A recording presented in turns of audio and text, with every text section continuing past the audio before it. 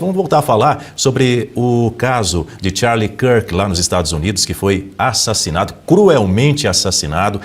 Esse triste episódio da nossa história é matéria de capa nessa semana, na edição 288 da Revista Oeste, e por isso eu quero receber aqui no estúdio agora o autor dessa matéria, dessa reportagem, o jornalista Anderson Scardoelli.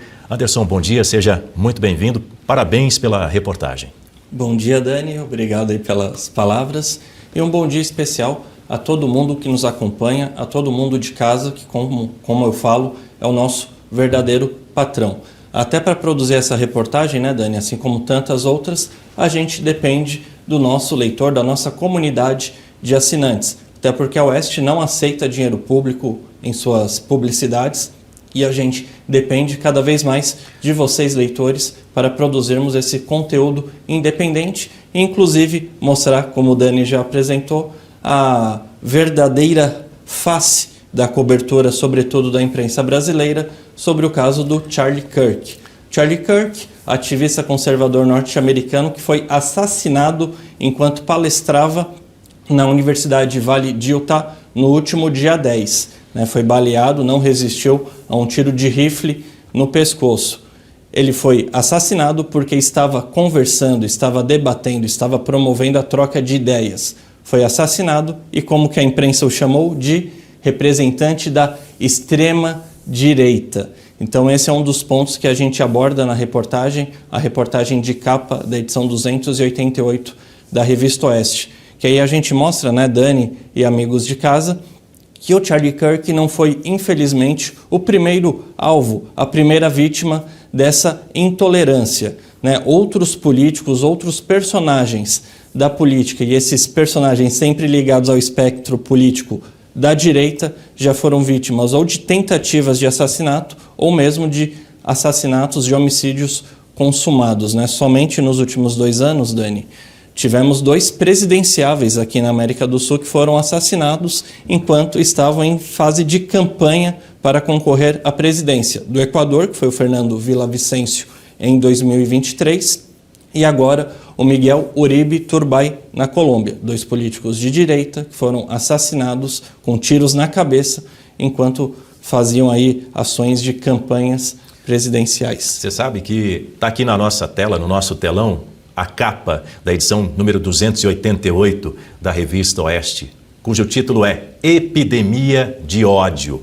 Por que eu quero chamar atenção para o título desta reportagem assinada por você, meu caro Anderson Scardoelli? Porque na velha mídia, na velha imprensa, Charlie Kirk é chamado de radical. Dizem que ele propagava ideias nazistas, racistas, de violência extrema, extremista. E com um detalhe, isso acaba reverberando dentro da sociedade. O que essa velha mídia faz, acaba reverberando dentro da sociedade. Eu digo isso porque mais cedo, enquanto nós falávamos a respeito do funeral de Charlie Kirk, ontem no Arizona, lá nos Estados Unidos, nós recebemos uma mensagem aqui no nosso chat de um espectador, uma pessoa que estava assistindo ao Jornal da Oeste, primeira edição, dizendo o seguinte: Charlie Kirk recebeu o ódio que propagava de volta. Ou seja, a mente dessa pessoa está repleta dessa informação totalmente equivocada e criminosa. Então é importante que nós tenhamos um veículo como a Revista Oeste, e é nessa edição 288, mostrando o fato, a verdade. Sim, inclusive a gente incorporou um dos discursos do Charlie Kirk, ele inclusive parabenizando um rapaz, que foi conversar com ele, nesses debates que o Charlie Kirk promovia em universidades e em outros locais dos Estados Unidos.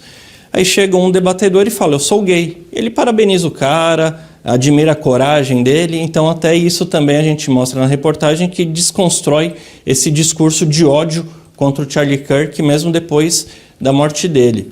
E um outro ponto também, Dani, que você falou justamente disso, de reverberar o que a velha imprensa propaga, a gente também corre o risco, e isso eu pontuo na reportagem, que a gente corre o risco de ter um Charlie Kirk brasileiro. Até porque depois do assassinato dele, tivemos aí ondas de mensagens, sobretudo nas redes sociais, contra políticos brasileiros de direita, gente desejando a morte, por exemplo, do deputado federal Nicolas Ferreira, do PL de Minas Gerais, do também deputado federal Kim Kataguiri, do União Brasil aqui de São Paulo, e do vereador paulistano, o Lucas Pavanato, do PL. Né? São 3 exemplos que a gente colocou na reportagem de internautas instigando, falando que querem ver com esses 3 políticos que eu acabei de citar o mesmo destino do Charlie Kirk, que foi assassinado. Sabe que o nosso jornal aqui é muito interativo e tem a mensagem aqui da Manuela Tenreiro dizendo o seguinte: o mundo está doente, pessoas assassinadas por pensamentos diferentes. É exatamente nesse ponto que eu quero tocar agora. É importante um veículo como a Oeste para dar voz à verdade, ao respeito, à liberdade de expressão, à liberdade de pensar. Sim, não é? Sim. A liberdade de pensar e de mostrar também que quando você propaga o ódio, quando você usa a sua rede social para afirmar que você quer que alguém assassine um político só porque ele pensa diferente de você, você está cometendo um crime de apologia ao crime. E até isso a gente também insere na reportagem, na matéria, inclusive com destaque, com observação de um advogado criminalista, mostrando que até para quem destila ódio nas redes sociais, tomar cuidado, porque você pode ser aí condenado, porque você desejar a morte de alguém, comemorar um assassinato, você pode aí ter que se resolver perante os tribunais em questão aí de apologia ao crime.